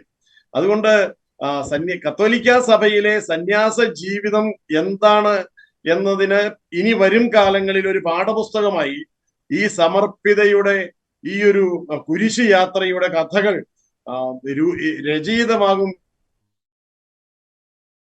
ആഗ്രഹിക്കുന്നത്. കാരണം ഇത് പഠിക്കേണ്ടതാണ്. കാരണം ഡൽഹി ഹൈക്കോടതിയുടെ ഈ വിധി എല്ലാ കോടതികളിലേക്കും എല്ലാ നിയമ പാഠപുസ്തകങ്ങളിലേക്കും പകർത്തി എഴുതണം എന്ന് കോടതി വരെ പറഞ്ഞു. അത് എങ്ങനെയാണ് ഒരു കള്ളത്തരം ിക്കാൻ കഴിയുക എന്നതിന്റെ തെളിവായി എങ്ങനെയാണ് ഇല്ലാത്തൊരു കഥയുണ്ടാക്കി ഒരു വ്യക്തിയുടെ ജീവിതം മുഴുവൻ ഈ 32 വർഷക്കാലം ഒരു വ്യക്തിയെ നിരന്തരം ഈ ആരോപണത്തിന്റെ കുരിശിൽ എങ്ങനെ തറച്ചിടാം എന്നതിന് ഇതിൽ കൂടുതൽ ഒരു ഉദാഹരണമില്ല എന്ന് വരുംകാലത്തിൽ നിയമം പഠിക്കാൻ വരുന്ന വക്കീൽ വിദ്യാർത്ഥികൾ, നിയമ വിദ്യാർത്ഥികൾ പഠിക്കാൻ വേണ്ടി ഇത് നിയമപുസ്തകത്തിൽ എഴുതി വെക്കണമെന്ന് ഡൽഹി ഹൈക്കോടതിക്ക് പറയാൻ കഴിയുന്നുണ്ടെങ്കിൽ ഇത് ഈ കേരളത്തിന്റെ മാധ്യമങ്ങൾക്ക് മാത്രമേ, കേരളത്തിൽ ഈ അഴുക്കുവാരി വിതറി അരി മേടിക്കാൻ കൊതിക്കുന്ന ഈ മുഖ്യധാരാ മാധ്യമങ്ങൾ, ഈ വിസർജ്യം വാരി തിന്നാൻ വേണ്ടി മാത്രം ഈ കസേരകളിൽ വന്ന് കോട്ടിട്ടിരിക്കുന്ന ഈ മാധ്യമ വിശാരദന്മാർക്ക് മാത്രമേ ഈ വാർത്ത കണ്ടിട്ട് കാണാതിരിക്കാൻ പറ്റുകയുള്ളൂ, ഇതിനെപ്പറ്റി മിണ്ടാതിരിക്കാൻ പറ്റുകയുള്ളൂ. അല്ലെങ്കിൽ അവർക്ക് അന്തസ്സുണ്ടായിരുന്നെങ്കിൽ, മാധ്യമ ഒരു കാഴ്ചപ്പാട് ഇവർക്കുണ്ടായിരുന്നെങ്കിൽ ഈ കഴിഞ്ഞ ദിവസങ്ങളിൽ ഈ ഡൽഹി ഹൈക്കോടതി ഈ വിധി നടത്തിയപ്പോൾ തങ്ങൾ അന്ന് പറഞ്ഞ കാര്യങ്ങൾക്ക് വിരുദ്ധമായിട്ട് കോടതി പറഞ്ഞിട്ടുണ്ട് എന്നും കോടതി നിരീക്ഷിച്ചതിന്റെ ന്യായം ഞങ്ങൾ അംഗീകരിക്കുന്നു എന്നും പറയാനുള്ള ഒരു മാധ്യമ ധൈര്യം ഈ മാധ്യമങ്ങൾ കാണിക്കേണ്ടതായിരുന്നു. ഞാൻ അതിശയിക്കുന്നത് സിസ്റ്റർ സെഫി അതിജീവിച്ച സിസ്റ്റർ സെഫി ഒരു സ്ത്രീയാണ്. ഇവിടെ സ്ത്രീ വിമോചന സാരഥികൾ ഇവിടെ കേരളത്തിൽ അവരെ തട്ടിയിട്ട് നടക്കാൻ പറ്റുന്നില്ല, ഫെമിനിസ്റ്റുകളെ തട്ടിയിട്ട് നടക്കാൻ പറ്റുന്നില്ല. എന്താണ് ഈ ഫെമിനിസം എന്ന് പറയുന്നത്? ഏതെങ്കിലും ഒരു സിസ്റ്റത്തിനുള്ളിൽ ജീവിക്കുമ്പോൾ എന്ന് പറയുന്നത്. ഇവിടെ സന്യാസത്തിന്റെ അന്തസത്ത തകർന്ന് സന്യാസത്തെ പരസ്യമായി അതിനകത്ത് കടന്ന് പുച്ഛിക്കുന്നവരെ ഇന്ന് ഫെമിനിസ്റ്റ് ആയിട്ട് പ്രഖ്യാപിക്കുകയും അവർ സ്ത്രീ സ്വാതന്ത്ര്യത്തിന് വേണ്ടി പോരാടുന്ന സ്വാതന്ത്ര്യ സമര സേനാനിയായിട്ട് വാഴ്ത്തുകയും ഒക്കെ ചെയ്ത് അവർക്ക് വേണ്ടി മാധ്യമങ്ങളുടെ മേശകൾ വിരുന്നൊരുക്കുകയും ചെയ്യുന്ന ഒരു വർത്തമാന കാലത്തിൽ എവിടെ പോയി ഈ ഫെമിനിസ്റ്റുകൾ? എവിടെ പോയി സ്ത്രീ സ്വാതന്ത്ര്യവാദികൾ? ഇവിടെ ഇതിനു മുമ്പ് വഴിയിടങ്ങളിൽ ചില പ്രത്യേക സമുദായത്തിലെ സ്ത്രീ സമത്വവാദികളൊക്കെ മുദ്രാവാക്യം വിളിച്ചുകൊണ്ടൊക്കെ ഇറങ്ങിയിരുന്നല്ലോ. എന്നിട്ട് എന്താണ് ഈ ഒരു സ്ത്രീയുടെ അവകാശങ്ങൾ കോടതി പുനഃസ്ഥാപിച്ചു കൊടുത്തപ്പോൾ, ഈ ഒരു സ്ത്രീയുടെ നഷ്ടപ്പെട്ടു പോയ ആത്മാഭിമാനം കോടതി വീണ്ടെടുത്തു കൊടുത്തപ്പോൾ അതിന് കാവൽ നിൽക്കാൻ മനസ്സ് കാണിക്കാതെ പുറത്തിരുന്നു കൂവൽ മാത്രം നടത്തിക്കൊണ്ടിരിക്കുന്ന ഈ വനിതാ സംരക്ഷകർ, അവകാശ സംരക്ഷകർ എവിടെ പോയി? ഇത്തരത്തിലുള്ള ബോധപൂർവമായ കുരിശേറ്റങ്ങളുടെ വഴിത്താരകളിൽ ക്രിസ്തുവിന്റെ വിരൽത്തുമ്പിൽ നിന്നുള്ള പിടിവിടാതെ നിന്റെ മുറിവിൽ എന്റെ മുറിവിന് ഞാൻ അർത്ഥം കാണുന്നു എന്ന് പറയാൻ കഴിയുന്ന കത്തോലിക്ക ക്രൈസ്തവ സന്യാസ ജീവിതത്തിന് സിസ്റ്റർ സെഫിയുടെ ഈ സുദീർഘമായ ഈ ഒരു സഹനകാലം ഒരു വാഴ്ത്തലായി മാറട്ടെ എന്നതാണ് എന്റെ പ്രാർത്ഥന. തീർച്ചയായും തീർച്ചയായും വളരെ വളരെ പ്രധാനപ്പെട്ട ഒരു ചിന്തയാണ് ഫാദർ വൈക്കണ്ണൻ ചില പങ്കുവെച്ചത്. Sister Josiah, advocate sister Josiah, ഈ ചോദ്യം തന്നെയാണ് എനിക്കും ചോദിക്കാനുള്ളത്. നമുക്കറിയാം നമ്മുടെ നാട്ടിലെ സ്ത്രീ രക്ഷകർ അല്ലെങ്കിൽ വനിതാ പ്രവർത്തകർ അല്ലെങ്കിൽ മനുഷ്യാവകാശ പ്രവർത്തകരൊക്കെ ചെറിയ കാര്യങ്ങളിൽ പോലും ഇടപെടുന്ന നമ്മൾ കണ്ടിട്ടുണ്ട്. ഒരു സെലിബ്രിറ്റിക്ക് വറുത്ത മീനുമായി ബന്ധപ്പെട്ടുള്ള അവരുടെ ചില ഒരു ഇന്റർവ്യൂവിൽ അവർ പറഞ്ഞതൊക്കെ കേരളത്തിൽ വലിയ ചർച്ചയായി മാറി. അല്ലെങ്കിൽ നമ്മൾ ടീച്ചർമാർക്ക് അവിടെ ഒരു നമ്മുടെ നാട്ടിലെ തന്നെ ഒരു സ്കൂളിൽ ഒരു ടീച്ചർമാർക്ക് അവർക്ക് ചില വസ്ത്രങ്ങൾ ഉപയോഗിക്കുന്നതിൽ ചില നിയന്ത്രണങ്ങൾ കൊണ്ടുവന്ന കാര്യത്തിൽ പോലും ഇത് വലിയ ചർച്ചയാകുന്നു. അതിൽ മനുഷ്യാവകാശ കമ്മീഷൻ ഇടപെടുന്നു. അത് മാധ്യമങ്ങളിൽ പ്രൈം ടൈം ഡിബേറ്റ് ആകുന്നത് പോലും നമ്മൾ അതിശയത്തോടെയാണ് നമ്മൾ ഈ കാലഘട്ടത്തിൽ നോക്കിക്കാണുന്നത്. എന്നാൽ ഇവിടെ ഒന്ന് ആലോചിച്ച് നോക്കൂ. ഞാൻ മനസ്സിലാക്കിയെടുത്തോളം സിസ്റ്റർ സെബി നമ്മുടെ നാട്ടിലെ എല്ലാ നിയമ സംവിധാനങ്ങളുടെയും അടുക്കൽ പോയി വാതിലുകൾ തുറക്കാൻ ശ്രമിച്ചിട്ടുണ്ട്. മനുഷ്യാവകാശ സംഘടനകളുമായി ബന്ധപ്പെട്ട് മനുഷ്യാവകാശ കമ്മീഷനിലൊക്കെ പരാതി നൽകിയിട്ടൊക്കെ ഉണ്ട്. അവിടെ ഒന്നും കൃത്യമായ ഉത്തരം കിട്ടാത്ത ഘട്ടത്തിലാണ് അവർ ഒരു കോടതിയിലേക്കൊക്കെ നീങ്ങുന്നത് ഞാൻ മനസ്സിലാക്കുന്നു.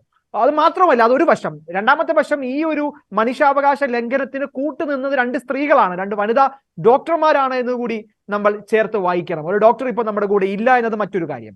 അപ്പോൾ ഈ വൈരുദ്ധ്യങ്ങൾ എങ്ങനെയാണ് ഒരു വനിത എന്ന നിലയിൽ കൂടി, ഒരു സിസ്റ്റർ എന്ന നിലയിൽ കൂടി എങ്ങനെയാണ് അഭിഭാഷക അങ്ങ് നോക്കിക്കാണുക?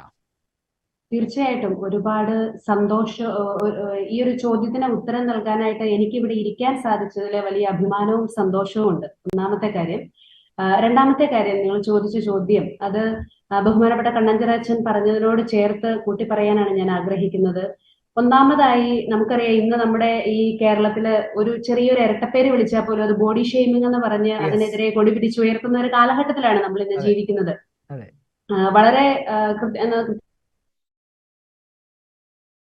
സോഷ്യൽ മീഡിയ വഴി ഏതെങ്കിലും സെലിബ്രിറ്റിയെ എന്തെങ്കിലും തരത്തിലെ ചീത്ത പറഞ്ഞു എന്ന് മനുഷ്യാവകാശ പ്രവർത്തകർക്കോ വനിതാ കമ്മീഷനോ തോന്നിയെങ്കിൽ അവർ സ്വമേധയാ കേസെടുത്ത ഇഷ്ടംപോലെ സംഭവങ്ങൾ നമ്മൾ കണ്ടിട്ടുണ്ട്. സൈബർ ബുള്ളിയിങ്, തീർച്ചയായിട്ടും. അതുപോലെ തന്നെ സൈബർ മേഖലയിലും ഇവര് ഇഷ്ടംപോലെ കേസുകൾ സ്വമേധയാ എടുക്കുന്നു. വെർബൽ അബ്യൂസിന് കേസെടുക്കാം. 8 സെക്കൻഡ് അധികം നോക്കിയാൽ പോലും കേസെടുക്കാവുന്നതാണ് ഒരു വ്യാഖ്യാനം സമീപകാലങ്ങളിൽ ഉണ്ടായിരുന്നത്. ഇപ്പൊ ഇതിനെല്ലാം സാക്ഷിയായ നമ്മൾ എന്താണ് യഥാർത്ഥത്തിൽ ബോഡി ഷെയ്മിങ്? സിസ്റ്റർ സെഫിക്ക് സംഭവിച്ച ബോഡി ഷെയ്മിങ് പോലെ ഇന്ന് ഇദ്ദേഹം എഴുതിയതുപോലെ, ഈ ജോൺസൺ പൂന്തരത്ത് സാർ എഴുതിയതുപോലെ ഇന്ത്യയിൽ അല്ലെങ്കിൽ ലോകത്തിൽ എവിടെയെങ്കിലും ഇതുപോലെ ബോഡി ഷെയ്മിങ്ങിന് ഇരയായിട്ടുള്ള ഒരു സ്ത്രീയെ നമുക്ക് കാണാനായിട്ട് സാധിക്കുമോ?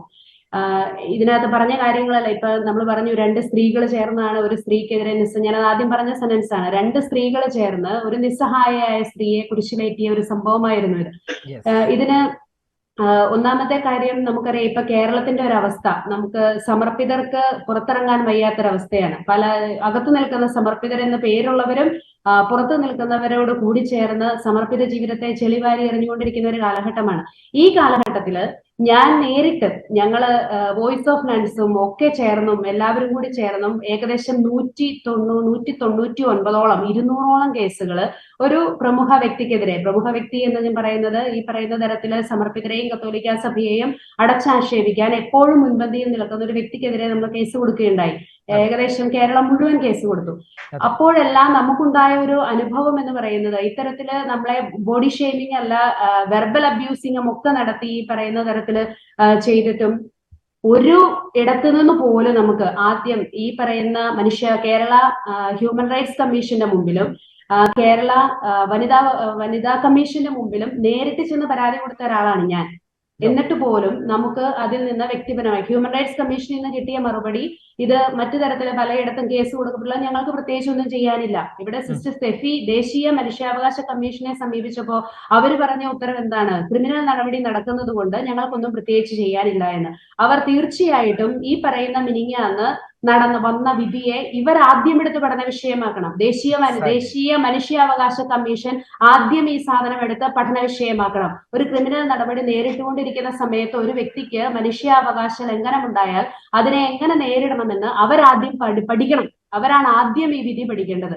അതുപോലെ തന്നെ 2020 ഈ നമ്മുടെ CBI കോടതി വിധി വന്ന സമയത്ത് ഈ പറയുന്ന ഹൈക്കോടതി ജസ്റ്റിസ് നടത്തിയ വിധി പഠനത്തിന്റെ സമയത്തും അദ്ദേഹം പറഞ്ഞു, ഒരു കേസിൽ എത്രമാത്രം അബദ്ധങ്ങൾ വന്നു ചേരാം എന്നുള്ളത് ഒരു നിയമജ്ഞനും നിയമ വിദ്യാർത്ഥികളും നീതിപീഠവും ഒക്കെ പഠന വിഷയമാക്കേണ്ട ഒരു വിധിയായി മാറും. ഇത് വളരെ അങ്ങനെ നോക്കിയാൽ ഇതൊരു നല്ല വിധിയാണെന്ന് 2020 ഇവരുടെ ജീവപര്യന്തം വിധിക്കും അദ്ദേഹം പറയുകയുണ്ടായി.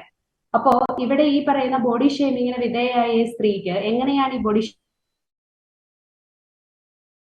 എന്ന പേരില് കൊണ്ടുപോയി നടത്തിയ പരിശോധനയില് നിങ്ങൾക്ക് ആർക്ക് വേണമെങ്കിലും എടുത്ത് പരിശോധിക്കാം. ഡോക്ടർ രമയുടെയും ഡോക്ടർ കരുണാകരൻ, ഈ പറയുന്ന 2 ഡോക്ടേഴ്സിന്റെയും റിപ്പോർട്ടില് അവരെഴുതി വെച്ചിരിക്കുന്നത് ഹൈമൻ ഈസ് ഇൻടാക്ട് എന്നാണ്.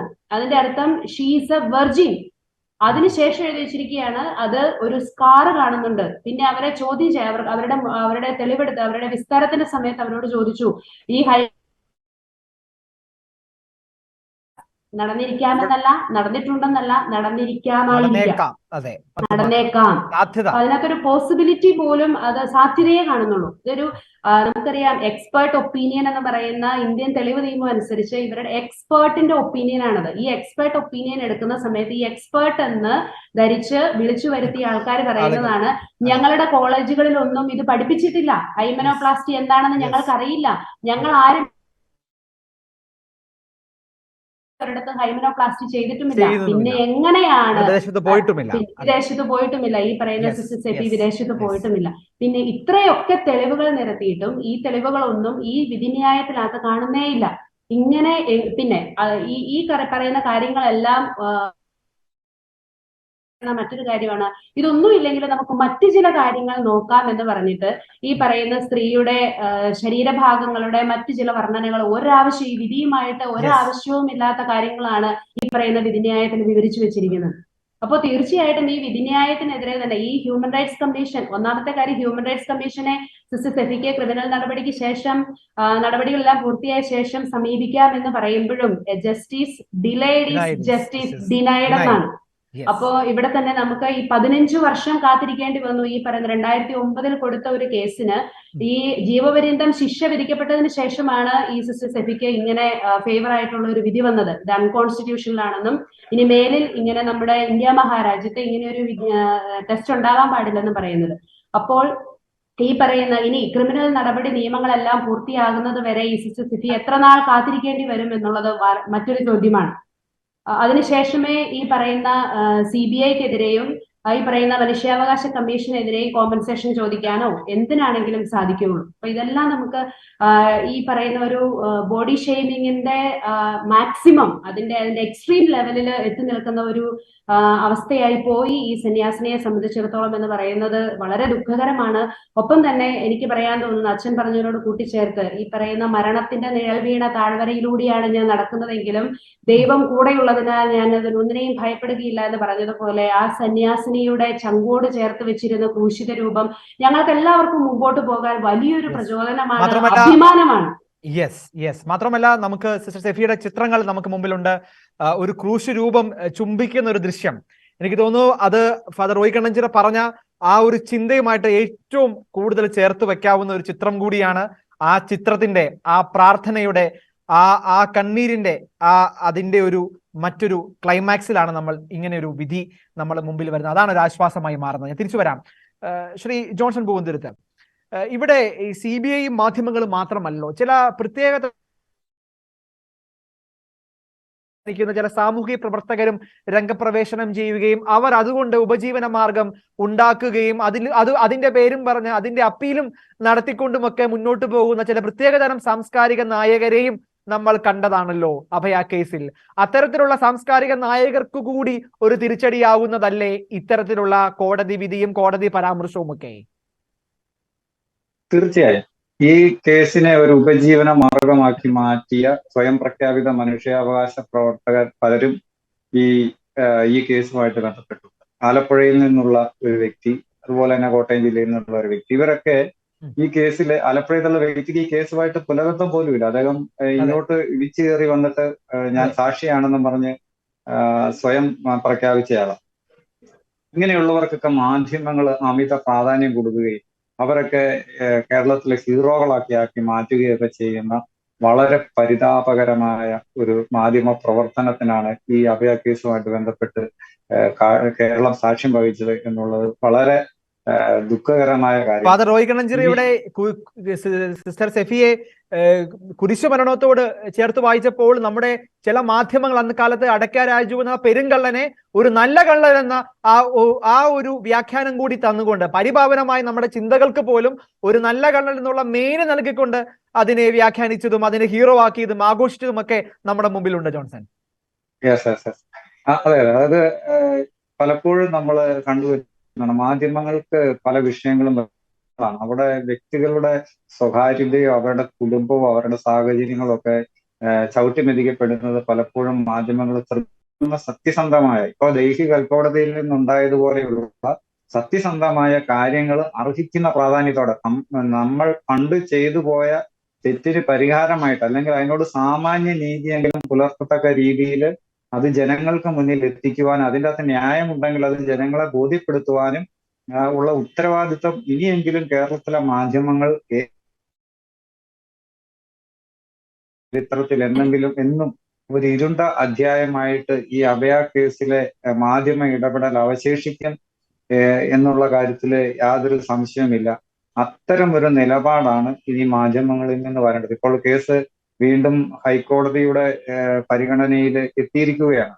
അതിന്റെ വിധി എന്തായി തീരുമെന്ന് നമുക്കിപ്പോൾ പറയാൻ പറ്റില്ല. എങ്കിലും ഈ കന്യാത്ത പരിശോധനയെ കുറിച്ച് നമുക്ക് വളരെ കൃത്യമായിട്ട് പറയാം. കാരണം അതിന്റെ വിധി വന്നു കഴിഞ്ഞു. ഈ വിധികളൊക്കെ ഇങ്ങനെ വരുമ്പോഴേക്കും തീർച്ചയായിട്ടും ആ കേസിന്റെ വിധിയിൽ തീർച്ചയായിട്ടും മറ്റൊരു ട്വിസ്റ്റ് പ്രതീക്ഷിക്കേണ്ടതാണ്. അത് കോടതി പറയേണ്ട ഒരു കാര്യമാണ്. നമുക്ക് ആശിക്കാം അങ്ങനെ ഒരു നീതിയുടെ പക്ഷം വിജയിക്കട്ടെ എന്ന് നമുക്ക് ആശിക്കാം എന്ന് മാത്രമേ ഇപ്പോൾ കോടതിയിൽ പരിഗണനയിൽ ഒരു കേസ്. മാത്രമല്ല ഇതൊക്കെ ഇനി ഏത് കാലത്ത് വരുമെന്നാണ് ശ്രീ ജോൺസൺ. ഇവിടെ 15 വർഷത്തിന് ശേഷം കൊടുത്ത ഒരു അപ്പീലിനകത്താണ് ഈ നിലയ്ക്കുള്ള ഒരു തീരുമാനം ഉണ്ടായത്. ഇതിന്റെ നിയമ നടപടികളൊക്കെ തുടങ്ങി ഏത് കാലത്തായിരിക്കും ഈ ഒരു കുരിശ് യാത്ര ഇവർക്ക് എത്ര കാലം കൂടി മുന്നോട്ട് കൊണ്ടുപോകേണ്ടി വരുമെന്നൊരു ആശങ്ക കൂടിയുണ്ട്. ഏത് കാലത്തായിരിക്കും ഇതിന്റെ വൈകിയുള്ള ഈ നീതി ഉണ്ടാകുക എന്നതും ഒരു ചോദ്യമാണ് അല്ലേ? തീർച്ചയായും ഇതിന്റെ അകത്ത് നമ്മളിപ്പോ കാണേണ്ടത്, ഇപ്പോ ഇവർക്ക് വൈകി നീതി കിട്ടിയെന്ന് പറഞ്ഞാൽ നമുക്ക് ഒരു ആശ്വാസത്തിന്, അവർക്കും ഒരു ആശ്വാസത്തിന് പറയാൻ നമുക്ക് നീതി കിട്ടിയിരുന്നു. പക്ഷെ യഥാർത്ഥത്തിൽ ഈ 3 മനുഷ്യർക്ക് നീതി ഇനിയിപ്പോ ഇവരെ വെറുതെ വിട്ടു കഴിഞ്ഞാലും നീതി ലഭിക്കില്ല എന്നുള്ളതാണ് ഒരു യാഥാർത്ഥ്യം. അവരുടെ ജീവിതത്തെ സംബന്ധിച്ച് അവർക്ക് ഒരിക്കലും ഒരു നീതി ലഭ്യമായിട്ടില്ല. ഇപ്പൊ സിസ്റ്ററിനെ സംബന്ധിച്ച് ഇപ്പോൾ ഈ കന്യായത്വ പരിശോധനയെ കുറിച്ച് ഇങ്ങനെ ഒരു വിധി വന്നെങ്കിൽ അതിപ്പോ എത്രത്തോളം ജനങ്ങളിലേക്ക് ആ സംഭവം എത്തിയിട്ടുണ്ട്, എത്ര പേര് മാധ്യമങ്ങളിലൂടെ അത് അറിഞ്ഞിട്ടുണ്ട്, അല്ലെങ്കിൽ പണ്ട് ആഘോഷിക്കപ്പെട്ടതുപോലെ മാധ്യമങ്ങൾ കൊടുക്കാതിരിക്കുക. കത്തോലിക്ക സഭയിൽ എത്ര പേർക്ക്, നമ്മുടെ എത്ര വൈദികർക്കെങ്കിലും ഇത് അറിയാവും എന്നൊരു ചോദ്യം പോലും നമ്മൾ ചോദിക്കേണ്ടിയിരിക്കുന്നു. നമ്മുടെ സഭയിലുള്ള എത്ര ആളുകൾക്ക് ഇതിനെക്കുറിച്ച് അറിയാം, എത്ര ആളുകൾ ഇതിനെക്കുറിച്ച് പ്രതികരിച്ചു, ഇതൊക്കെ നമ്മൾ ചോദ്യം ചെയ്യേണ്ട വിഷയം തന്നെയാണ്. എത്ര പേർ ഇതിനെക്കുറിച്ച് ബോധവാന്മാരാണ് എന്നതും പ്രധാനപ്പെട്ട ചോദ്യമല്ലേ ജോൺസൺ? തീർച്ചയായും ഇത് ആളുകൾക്ക് പേടിയാണ്. ഇപ്പോൾ ഈ നമ്മൾ എന്തെങ്കിലും അനുകൂലിച്ച് പറഞ്ഞു കഴിഞ്ഞാൽ മാധ്യമങ്ങളെല്ലാം കൂടെ നമ്മളെ പ്രതിയാക്കും, അല്ലെങ്കിൽ അവരുടെ മുന്നിൽ നമ്മൾ മോശക്കാരാകും, അല്ലെങ്കിൽ പൊതുസമൂഹത്തിന് മുന്നിൽ നമ്മുടെ വില കുറഞ്ഞു പോകുമോ എന്നൊക്കെയുള്ള വലിയ അനാവശ്യമായ ആശങ്കയും തെറ്റിദ്ധാരണയും മൂലമാണ് പലപ്പോഴും സത്യമാണെന്ന പല കാര്യങ്ങളെ കുറിച്ച് അറിയാമെങ്കിലും ആ ഭയമാണ് ആ കേസിനെ ഈ നില എത്തിച്ചതും എന്നത് സ്വയം വിമർശിക്കപ്പെടേണ്ട കാര്യം കൂടിയാണ്, അല്ലേ ജോൺസൺ? തീർച്ചയായും കത്തോലിക്ക സഭയ്ക്കും അതിന്റെ അകത്ത് ഉത്തരവാദിത്വമുണ്ട്. പൊതുസമൂഹത്തിന്റെ മുന്നിൽ സത്യം വിളിച്ചു പറയാൻ ഇടപെടേണ്ട സമയത്ത് വേണ്ടത്ര ആർജവത്തോടെ ഇടപെടാനും ചില ഘട്ടങ്ങളിൽ നമ്മൾ മറന്നു പോവുക, അല്ലെങ്കിൽ നമുക്ക് വേഗത കുറഞ്ഞു പോവുകയോ ചെയ്തതിന്റെ ഒരു പരിണിത ഫലം കൂടെയാണ് പലപ്പോഴും ഈ കേസിലൂടെ നാം അനുഭവിക്കേണ്ടി വന്നത്.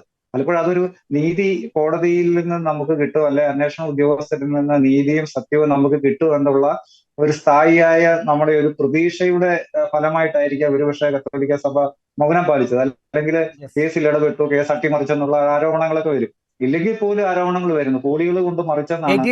ആൾക്കാരൊക്കെ പറയുന്നത് 100 കോടിയോ 150 കോടിയോ ഒക്കെ മുടക്കിയാണ് ഈ കേസ് മറ്റൊരു തലത്തിലേക്ക് എത്തിയെന്നാണ് പറയുന്നത്. അങ്ങനെയുള്ള ആളുകളൊക്കെ ഈ രാജ്യത്ത് ജീവിക്കുമ്പോൾ ജാഗ്രത ഉണ്ടാകണം. പ്രാവിനെ പോലെ നിഷ്കളങ്കത മാത്രം പോലെ സർപ്പത്തെ പോലെ വിവേകവും ഇടയന്മാർക്ക് ഉണ്ടാകേണ്ടതായിരുന്നു എന്നതും എനിക്ക് തോന്നുന്നു ഈ കാലഘട്ടം ചോദിക്കുന്ന ചോദ്യം കൂടിയാണ്. ഞാൻ ഇടപെടുകയാണ്. ഫാദർ റോയ് കണച്ചിറ, ചർച്ചയുടെ ഏറ്റവും അവസാനത്തെ ചോദ്യത്തിലേക്ക് നമ്മൾ കടക്കുകയാണ്.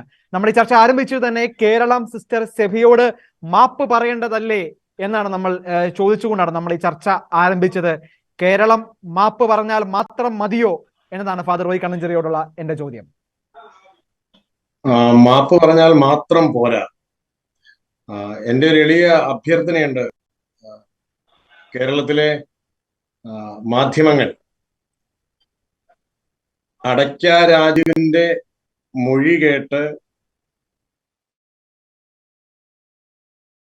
കേരളത്തിലെ മാധ്യമങ്ങൾ നിങ്ങളുടെ ചാനലുകളുടെയും പത്രങ്ങളുടെയും ചീഫ് എഡിറ്ററായി അടയ്ക്ക രാജുവിനെ പ്രഖ്യാപിക്കണം എന്നതാണ് എനിക്ക് ഒരു എളിയ അഭ്യർത്ഥനയുള്ളത്. കാരണം അടയ്ക്ക രാജു ചീഫ് എഡിറ്ററായിരിക്കുന്ന ആ ഒരു ചാനൽ, അത് എത്ര വിശേഷമായിരിക്കും. കേരളത്തിൽ ഇന്ന് ഏറ്റവും കൂടുതൽ ഹൈപ്പ് കിട്ടാൻ കഴിയുന്ന ഒരു അപ്പോയിന്റ്മെന്റ് തന്നെയാണ്. കാരണം അടയ്ക്ക രാജുവിന്റെ ആ മൊഴികൾ എന്നോട് പറഞ്ഞതാണ്, കാശ് തന്നിട്ട് പറഞ്ഞതാണ് തുടങ്ങിയ തെരുവിൽ നിന്നുകൊണ്ട് നടത്തിയ പ്രസ്താവനകളൊക്കെ യൂട്യൂബിൽ എടുത്തിട്ട് ലൈക്കും ഷെയറും കൂട്ടി വ്യൂസ് കൂട്ടി അങ്ങനെ കാശുണ്ടാക്കി അരി മേടിച്ച ചാനലുകൾക്കും മാധ്യമ പ്രഭുക്കൾക്കും അടയ്ക്ക രാജുവിനെ ഒരിക്കലും മറക്കാൻ കഴിയില്ല. അതുകൊണ്ട് അടയ്ക്ക രാജുവിന് ഒരു ഓണററി ഡോക്ടറേറ്റ് നൽകണം നിങ്ങൾ എല്ലാവരും കൂടി. പിന്നെ നിങ്ങളുടെ മാധ്യമ യൂണിവേഴ്സിറ്റിയിൽ അടയ്ക്ക രാജുവിന് ഒരു ഡോക്ടറേറ്റ് നൽകണം. അടയ്ക്ക രാജുവിനെ അറ്റ്ലീസ്റ്റ് നിങ്ങളുടെ ചീഫ് എഡിറ്ററെങ്കിലും, നിങ്ങളുടെ ചാനലുകളുടെ ചീഫ് എഡിറ്ററെങ്കിലും ഒന്ന് ആക്കണം എന്നൊരു എളിയ അഭ്യർത്ഥന എനിക്കുണ്ട്. അതല്ല എങ്കിൽ പിന്നെ ഈ സെഫിയെ കുറ്റവാളിയാണ് എന്ന് വിധിക്കാനായിട്ട് അടയ്ക്ക രാജുവിന്റെ മൊഴിയിൽ നിന്ന് ന്യായം കണ്ടെത്തുകയും ഹൈമനോപ്ലാസ്റ്റി എന്ന് പറയുന്ന ഒരു പരിശോധനാ പരിപാടി കേരളത്തിലോ ഭാരതത്തിലോ ഒരിക്കലും നടത്തിയിട്ടില്ലാത്ത ഒരു സാഹചര്യത്തിൽ ഇന്ത്യക്ക് പുറത്തേക്ക് പോയിട്ടില്ലാത്ത ഒരു വ്യക്തിയുടെ പേരിൽ അത്തരത്തിലുള്ള ഒരു പരിശോധന നടത്തിയിട്ടുണ്ട്, അല്ലെങ്കിൽ അത്തരത്തിലുള്ള ഒരു നടപടി ചെയ്തിട്ടുണ്ട് എന്ന് വരുത്തി തീർത്ത് കൃത്രിമമായി എഴുതി വെച്ച തെളിവുകൾ കണ്ട് വിധി പ്രസ്താവിക്കുവാൻ വേണ്ടി വിധി പ്രസ്താവനകൾ ചേർത്ത് വെച്ച CBI ഉദ്യോഗസ്ഥരോട് എനിക്കൊരു എളിയ അഭ്യർത്ഥനയുണ്ട്. നിങ്ങളൊരു അസോസിയേഷൻ ഉണ്ടാക്കി നിങ്ങളുടെ അസോസിയേഷന്റെ ഡയറക്ടറായി, പ്രസിഡന്റായി അടയ്ക്ക രാജുവിനെ പ്രഖ്യാപിക്കണം. അപ്പൊ അടയ്ക്ക രാജു ഒരു CBI ഡയറക്ടറായി വരിക എന്നൊക്കെ പറഞ്ഞു കഴിഞ്ഞാൽ ഇനി കേരളത്തിലും ഭാരതത്തിലും ഒക്കെ ഇത്തരത്തിലുള്ള വിധിന്യായങ്ങൾക്ക് വാർത്താ പ്രാധാന്യം കൂടുതൽ കിട്ടാനുള്ള സാഹചര്യമുണ്ട്.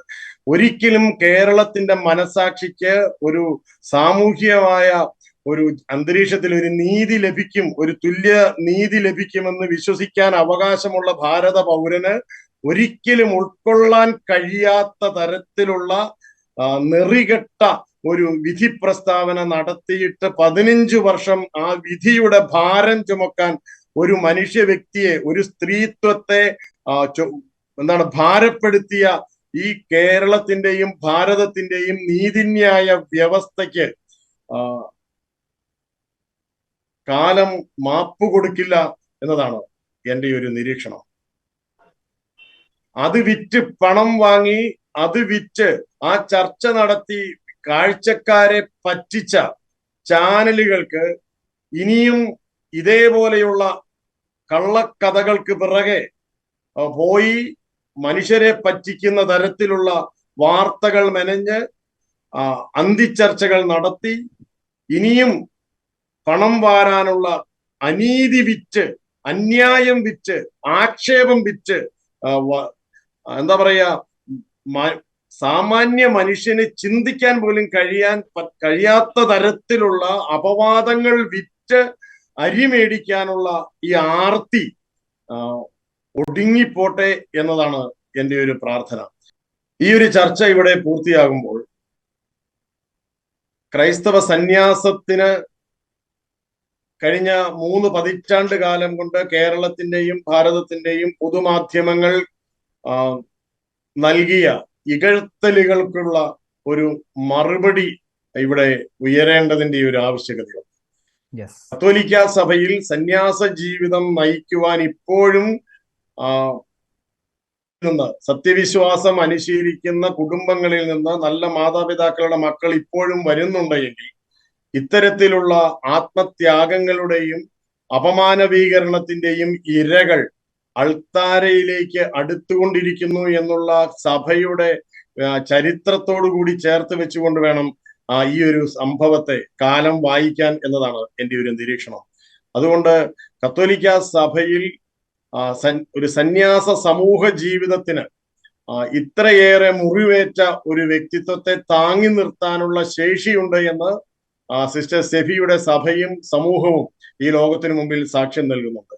ഒപ്പം പരസ്പരം പ്രാർത്ഥിച്ചും പരസ്പരം ത്യാഗം ചെയ്തും പരസ്പരം പ്രചോദിപ്പിച്ചും ക്രിസ്തുവിന്റെ കുരിശിനോട് ഒട്ടിച്ചേരാനുള്ള വെമ്പൽ ഇപ്പോഴും സത്യസന്ധമായി സന്യാസത്തെയും പൗരോഹിത്യത്തെയും സ്നേഹിക്കുന്ന സമർപ്പിതരിലും പുരോഹിതരിലും അവശേഷിക്കുന്നുണ്ട് എന്നുള്ളതിന്റെ കൂടി ഒരു തെളിവാണ്.